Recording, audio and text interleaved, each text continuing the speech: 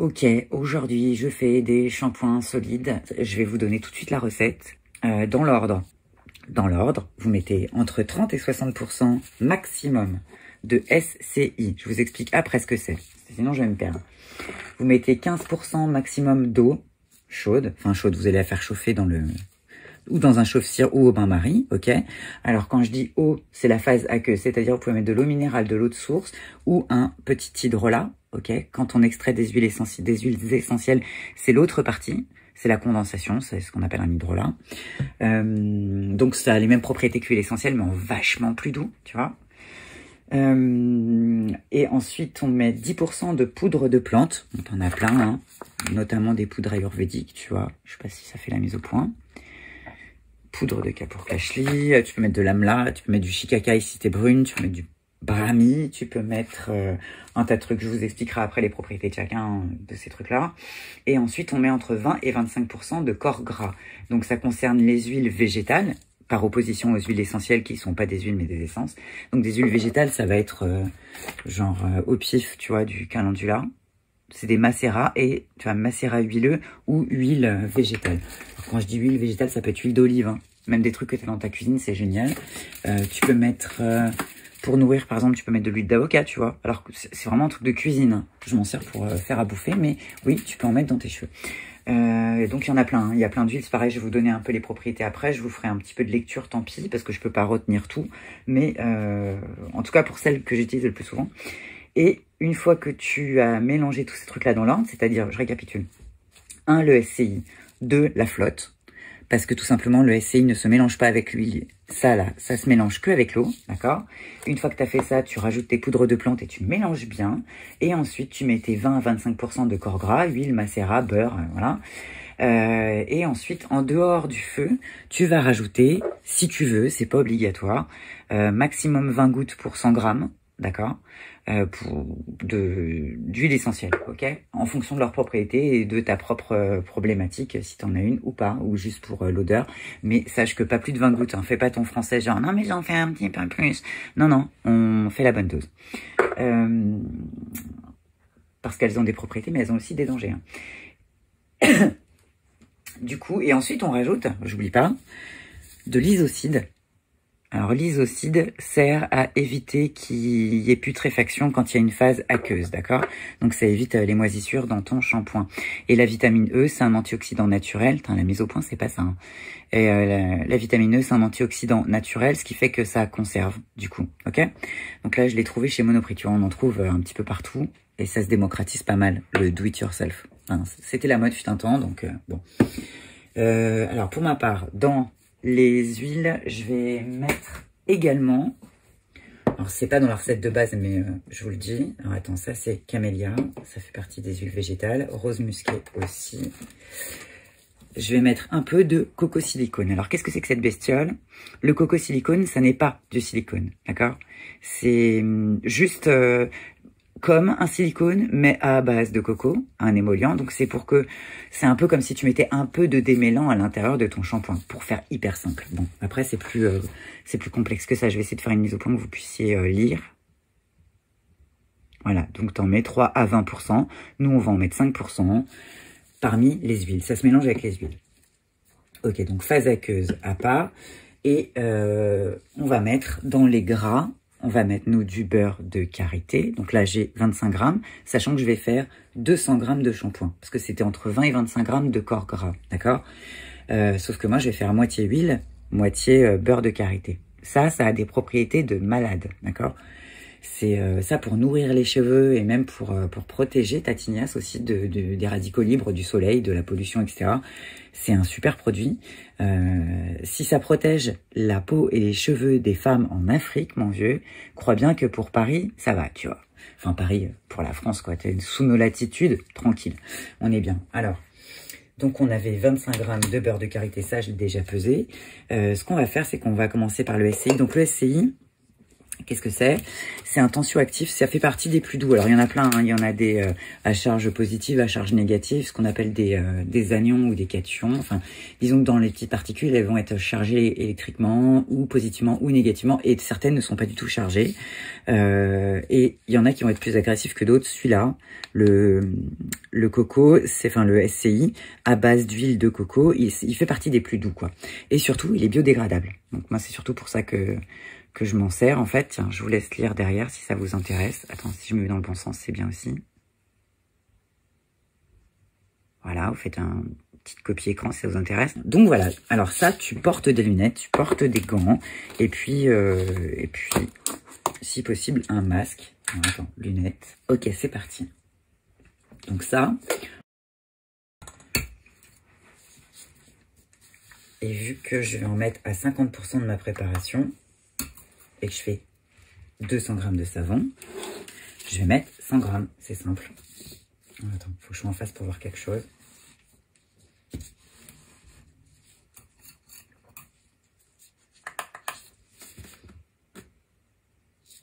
Et ça se présente sous forme de petits granulés, je sais pas si on va voir. Ouais, des petits granulés comme ça, et comme ça va voler, ça va être un petit peu irritant pour les yeux si vous ne portez pas de lunettes. Ok. Donc là on a 72, ok.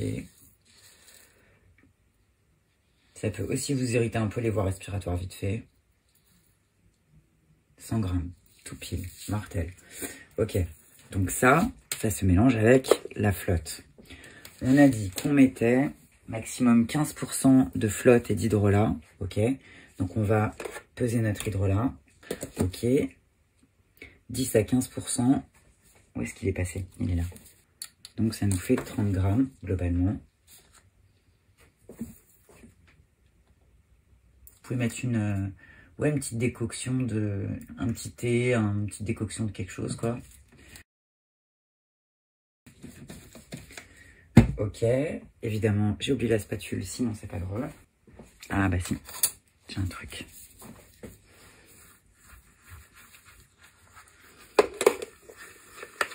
Voilà, on met à fondre. Enfin, à fondre. Ouais, si ça fond plus ou moins.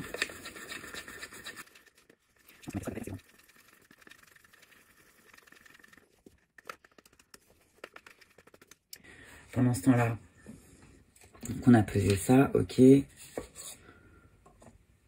On va faire les huiles. Alors, on va mettre, on a dit 5% de coco silicone, d'accord. Donc, 10 g.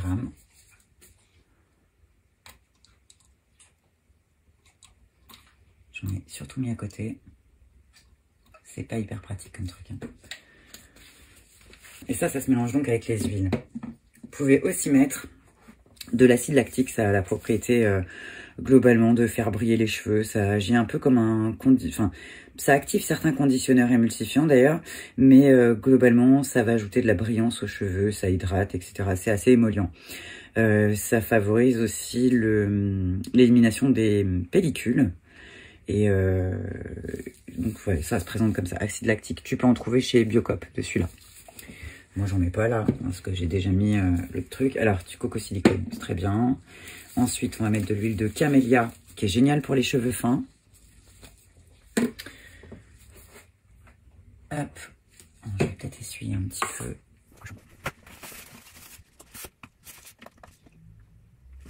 Ok. Donc là, on met... on a dit 20 à 25%. Donc nous, on va mettre, vu qu'on a mis 5% de coco silicone, on va mettre 20 g x 2 en gros d'huile en tout, ok. Huile et beurre, hein. Ce qui fait que là je vais mettre 10 g de ça, sachant que j'ai aussi le beurre de karité, hein. 10 g de ça, hop, et 10 g d'une autre huile.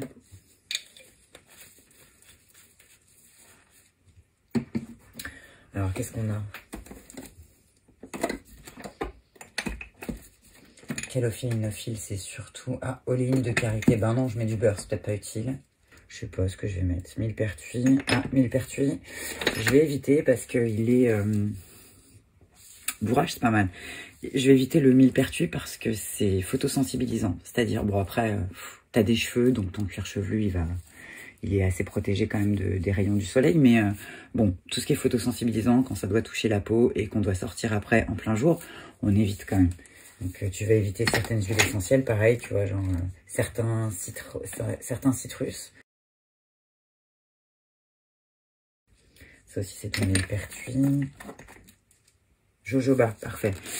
Hop. Le jojoba, c'est génial parce que ça a la particularité d'être d'une composition qui est super proche du sébum humain. Du coup, c'est toujours très bien toléré par le corps.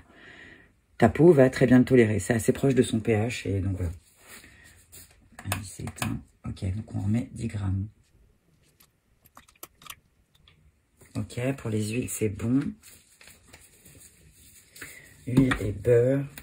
Alors, le beurre, j'ai pas le choix, il faut que je le fasse fondre. Donc je vais le mettre dedans. C'est dommage parce que du coup, je pense que ça va flinguer un peu ses propriétés. Ça chauffe pas assez là, gros.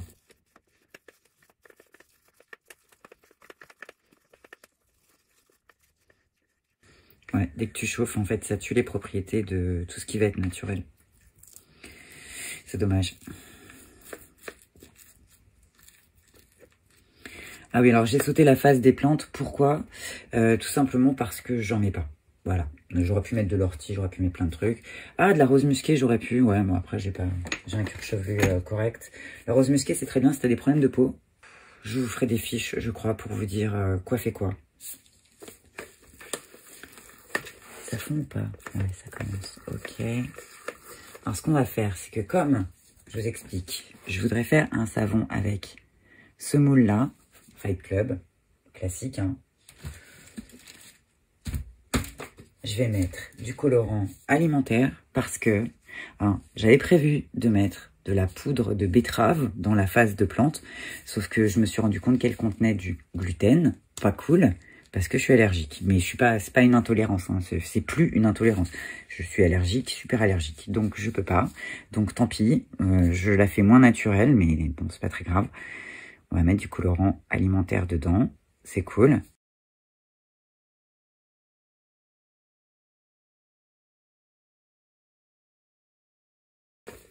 Si tu es blonde, ne fais pas comme moi. Voilà. Ce sera pas forcément le même rose ni rien, mais enfin bon, écoute, on verra bien. Ouais, j'y suis allée de mon cœur, j'ai pas pesé et je m'en fous. Ensuite, on rajoute les huiles.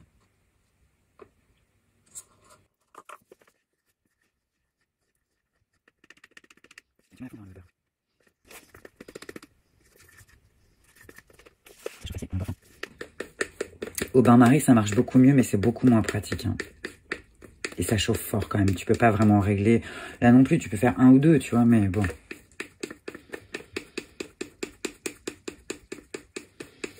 Bon, en attendant, je vous montre. Ceux-là, je viens de les démouler. Tu peux utiliser des moules assez sympas. Je sais pas si on va bien voir parce que du coup, je l'ai fait au charbon actif, qui est pas mal détox. Et avec, justement, là, pour le coup, j'avais mis plein de poudre de shikakai, de trucs, de machin. Ah si, je sais ce que j'aurais pu mettre. J'aurais pu mettre de l'argile blanche. C'est pas mal pour les cheveux gras. On fait quoi? On met un peu d'argile. Normalement, j'aurais dû les mettre avant les gras, quoi. Ouais, tant pis.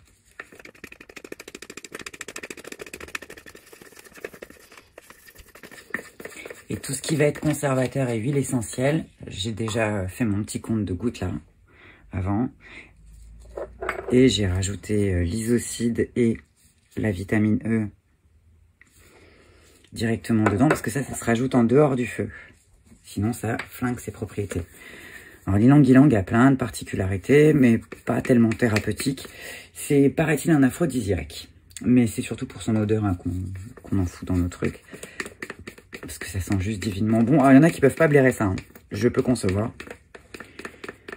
Moi, j'aime bien. Hein. Du coup... Et j'aime bien aussi l'odeur du beurre de karité. Donc, j'aurais pu ne pas en mettre dedans, ne rien mettre dedans, quoi. Mais c'est cool.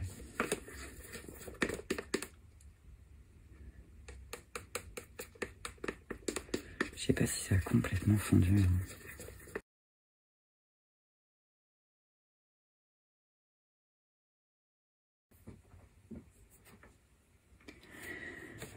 Bon, pendant que je mélange, en fait, je vais vous dire un peu ce que vous pouvez mettre.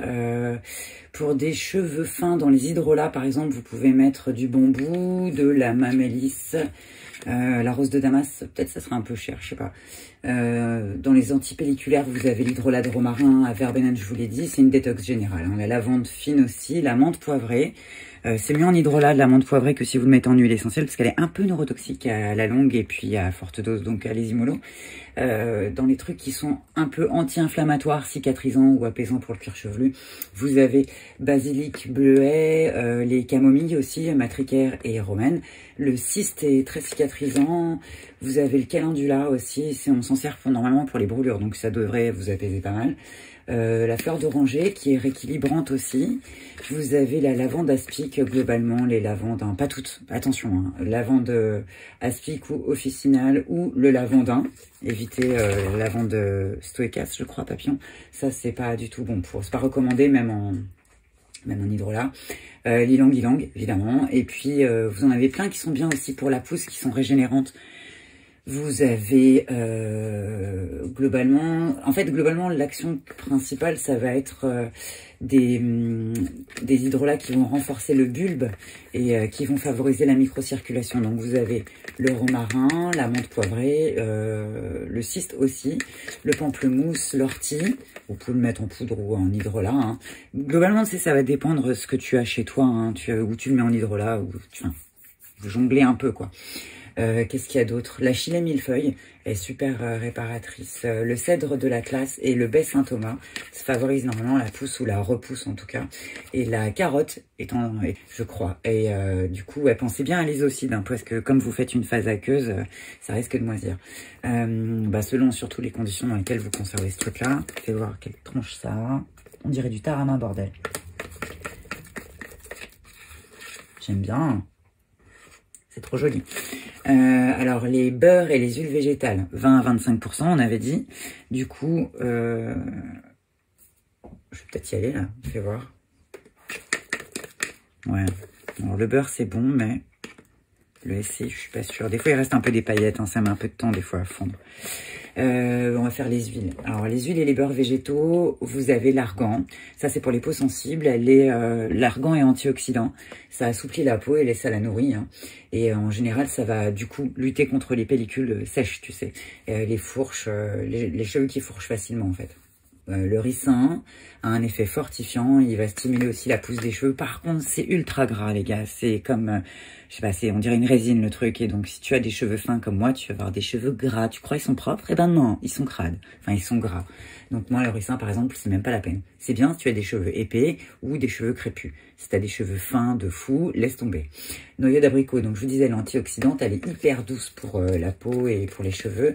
Les particules sont extrêmement fines, du coup, ça va aider effectivement les huiles essentielles à pénétrer ou les couches cutanées ou tes cheveux. L'avocat, lui, il nourrit, il va pousser la pousse, il va stimuler la pousse des cheveux. C'est bien pour les cheveux secs et ternes, en fait, c'est un régénérant cutané aussi. L'huile de Karanja, que je connais pas, mais bon, je vous ai récolté en tout cas l'information. Ça assouplit, ça hydrate, je m'en suis jamais servi. Hein. C'est antiseptique aussi, donc c'est idéal pour des cheveux fragiles ou alors un cuir chevelu problématique. La moutarde, c'est les indiennes qui se servent beaucoup de l'huile de moutarde. Elle a un effet anti-chute et elle fait pousser les cheveux. Voilà, elles ont des super beaux cheveux. Donc voilà, la bourrache, elle est assouplissante, celle que j'ai hésité à mettre tout à l'heure. Elle est assouplissante, elle régule le système hormonal. Donc bon, dans ton cuir chevelu, voilà, c'est pas t'as pas des glandes en dessous, tu vois, mais en gros, ça fait partie de ses propriétés. Elle est antioxydante, donc anti-vieillissement, et elle va lutter contre le vieillissement précoce du cheveu, tu vois, genre quand tu es dans un environnement style la ville. Et elle est hydratante. Jojoba, je vous l'ai dit, hein, ça c'est tout type de cheveux. Composition et pH hyper proche du sébum humain, donc hyper bien toléré. Coco, ça apporte de la vigueur, ça nourrit, ça fait briller. Noisette, c'est pour les cheveux gras et le cuir chevelu super fragile. Le sésame, c'est pour les cheveux gras. Au contraire, c'est pour la desquamation qui sont dues à des pellicules plutôt sèches. Excusez-moi. L'huile de pépins de raisin, cheveux fins et cassants, un peu comme le camélia. Monoï, cheveux agressés, desséchés de ouf par genre le soleil, etc. Ça nourrit, ça adoucit, ça lisse. Le camélia, donc je vous l'ai dit, cheveux fins et secs, assouplissant, nourrissant, antioxydant et anti-inflammatoire. Donc cheveux à problème, cuir chevelu à problème. Bourrache, cheveux secs, cassants, fourchus, je vous l'ai dit. Le chanvre, alors le chanvre, j'en ai plus, mais c'est génial pour les cheveux secs et les cheveux crépus, mais pas que. Ou alors très secs, vraiment. Elle hydrate, elle calme, elle assouplit et elle est pétée d'oméga 3, 6 et 9. Ça régénère. L'huile de caméline, peau irritée, elle régénère aussi, elle apporte de la vitamine E qui est donc antioxydante et qui va lutter contre le vieillissement, des oméga 3, elle est cicatrisante, nourrissante. Vous avez l'huile de pépin de framboise, cuir chevelu irrité, l'huile de Nîmes. Zouzou, c'est pas le moment mon chien. Vous avez l'huile de Nîmes qui est antifongique, antibactérienne, insectifuge et insecticide. C'est sympa l'été ça quand il y a pas mal de moustiques. Et puis elle est idéale pour les peaux infectées de type mycose, acné, ça peut arriver. Ensuite vous avez l'huile de brocoli, ça j'en mets dans les shampoings pour ma fille parce qu'elle a des belles boucles. Et c'est super pour les cheveux bouclés, les frisottis, ça va te les discipliner un peu. Si tu as le cheveu et la peau sèche, le cuir chevelu sec et le cheveu cassant, c'est au top. Brocoli, note-le. Beurre de karité, donc bah, c'est cheveux secs, abîmés, etc. Mais pas que, hein, c'est super protecteur. Vous avez le beurre de sal, de cacao et de mangue aussi qui sont bien si vous avez les cheveux crépus. Ou alors s'ils sont secs, vraiment très secs, et ternes, abîmés, éclatés. Si tu as des cheveux en PLS, tu mets un beurre. De toute façon, karité, sal, cacao et mangue et normalement, tu survis. Eczéma urticaire. Vous avez des gens qui font de l'urticaire au niveau du cuir chevelu. En général, on vous conseille de mettre de l'huile de germe de blé ou d'avoine. Alors, je mets un petit bémol parce que si, comme moi, tu es allergique sévère au gluten, j'en mettais dans mes shampoings et je me demandais pourquoi c'était pire. Voilà, ben tu le sauras. Peut-être que tu fais une réaction, même une intolérance cutanée à l'avoine et à tout ce qui va contenir de la gliadine et de la gluténine. Voilà. Bon là, je pense que le tarama est prêt. Hein, on va éviter que ça cuise complètement. Alors, en dehors du feu, on va attendre que ça refroidisse vite fait. On va virer ce truc-là. Hop. Récupérer un petit coin plus stable. Alors là, par contre, on va incorporer nos huiles essentielles. Ok. Voir comment c'est chaud. Ouais. Je pense qu'on peut y aller, mais... Donc, on va incorporer nos huiles essentielles dans le tarama, là. Comment ça sent bon. Ça sent trop bon. Désolé pour le chien qui ronfle.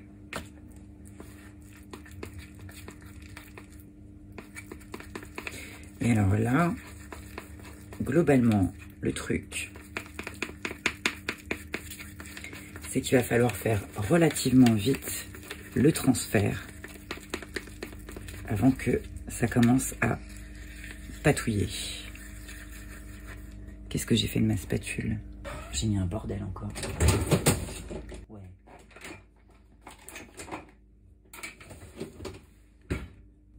Ok.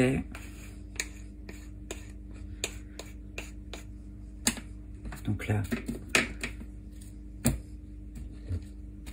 tu peux le temps de bien sécher le truc, ça sort du...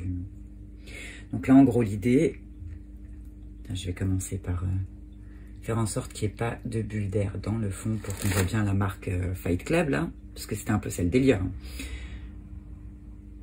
Voilà, j'y vais avec ma spatule comme un gros bourrin.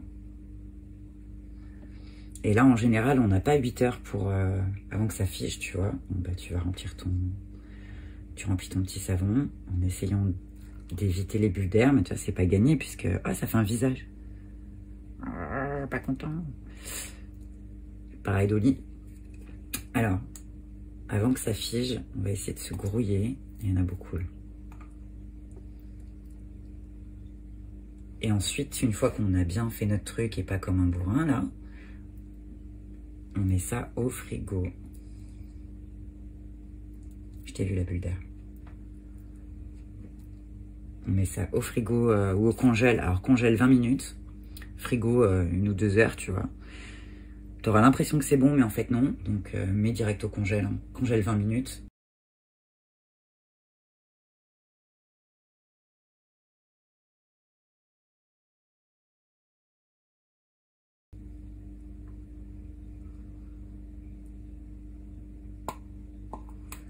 Et alors, je vais tenter un truc. Donc celui-là, je le mets au frigo tout de suite. Alors, si tu veux mettre une ficelle pour pouvoir l'accrocher, putain, on a des bulles d'air de fou. Ça, c'est parce que j'ai mis beaucoup d'huile et pas de poudre de plante. Ça prend différemment. Je sais pas si on voit bien. Ça fait quand même des bulles, hein. Vu que j'ai pas mis de... J'essaierai de faire une autre version. On voit bien hein, l'huile. Madre Dios. Voilà. J'essaie de le lisser un peu. J'ai l'impression qu'ils ont envie de déphaser le truc. On dirait le faire figer vite. Ok, je vais essayer un truc. Nickel. Au congèle. Ok, on va essayer de faire un truc. Comme ça va être Halloween, on va en choisir un rigolo. Je sais pas si je pourrais le remplir, je suis pas sûre. On va choisir une citrouille. Ouais. Ok, on va mélanger un peu de jaune pour faire du orange. Avant que ça fige, vite, vite.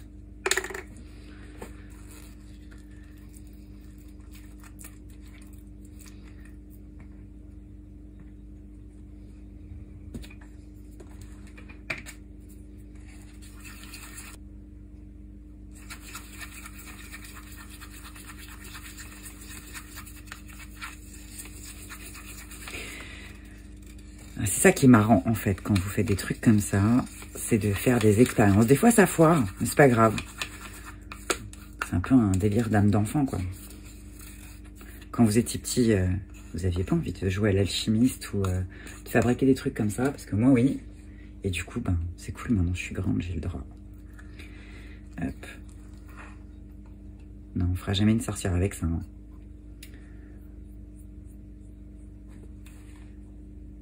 Qu'est-ce que j'ai comme moule extrêmement petit? À la limite, je peux faire ça. Je suis pas sûre. Bon, bah, ça sera une fleur orange, tant pis. Oh, pouic, je pensais que 200 grammes, j'aurais assez. Ben, tant pis. C'est pas très grave.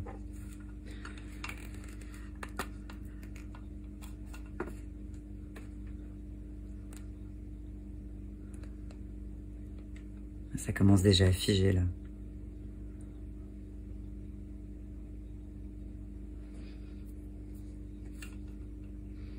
Ça refroidit vite, hein. Ça, je vous dis, on n'a pas tellement de temps. À partir du moment où on l'a sorti du feu, c'est la course.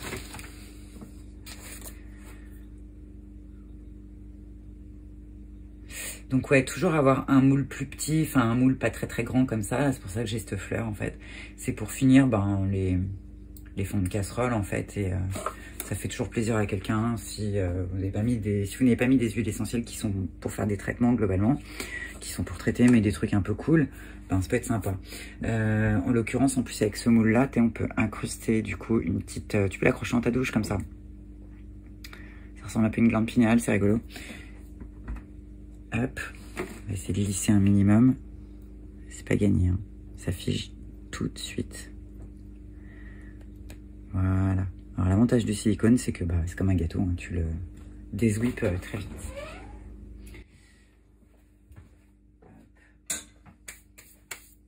Bon, il va falloir ranger maintenant. Qu'est-ce que j'ai oublié de vous lire? Je vais vous dire vite fait les propriétés des huiles essentielles que vous pouvez mettre globalement dedans. Pour toute action antipelliculaire, vous avez l'huile essentielle de genévrier, d'arbre à thé, de géranium, bourbon, de palma rossa ou de sauge clarée. Il y a une action anti-démangeaison dans justement le genévrier, l'arbre à thé, la lavande vraie, ou fine, c'est pareil. L'action revitalisante pour des cheveux qui sont abîmés, cassants, etc. Vous avez l'huile essentielle de bois de rose. Alors, achetez plutôt du bois de haut, HO, parce que le bois de rose, il y a un problème avec la déforestation et l'huile de bois de haut a les mêmes particularités, et sauf que celle-là ne pose pas problème au niveau de la déforestation, donc ouais, soyez sympa.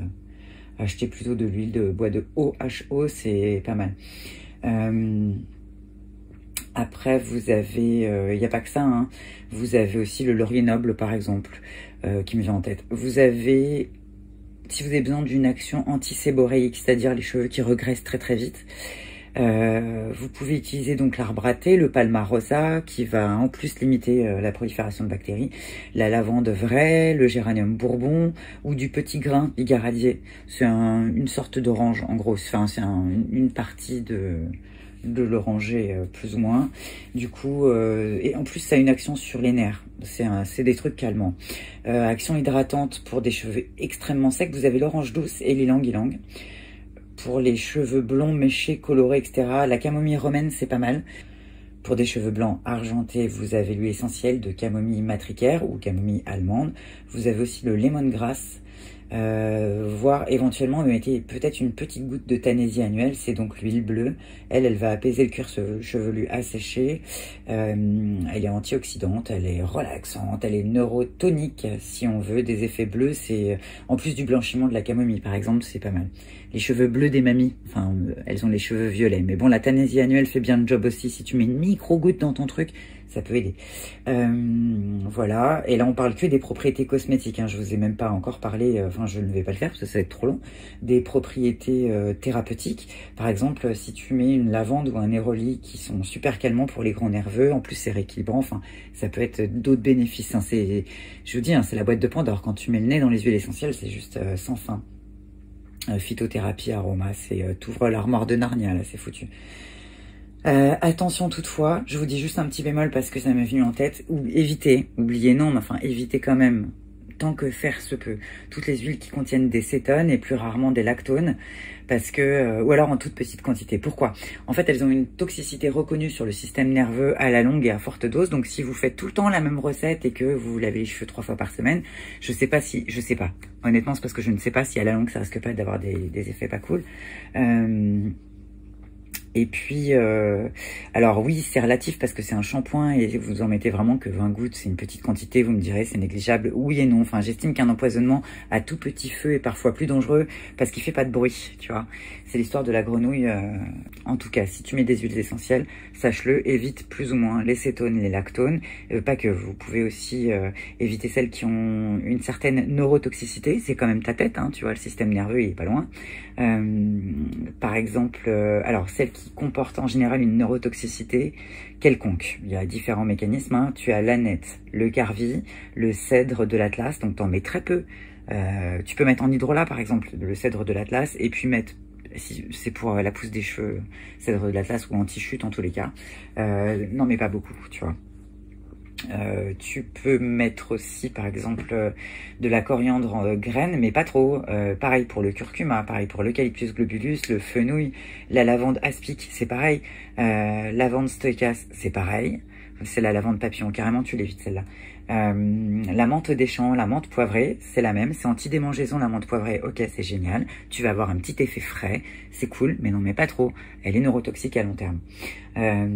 Ensuite, tu as menthe verte, muscade, myrte citronnée, romarin à camphre, romarin à cinéole. Donc, tu peux mettre, alors le romarin à verbenone, c'est pareil. Tu peux mettre en hydrolat dans ce cas-là, tu vois, mais tu mets très peu de ces huiles essentielles-là. Tu peux faire une double action entre l'hydrolat et quelques gouttes d'huile essentielle, mais n'en mets pas 20, quoi. Sauge à feuilles de lavande, tu peux mettre de la sauge clarée, mais la sauge à feuilles de lavande, c'est pas du tout c'est pas du tout le même schémotype. Tanésie annuelle, c'est pareil, hein, pour avoir de l'huile bleue pour les cheveux, là, tu n'en mets que très peu. Tu vas pas mettre 20 gouttes. Le thym à thymol, c'est pareil. Le thymol, en fait, enfin bref, je vais pas vous embrouiller.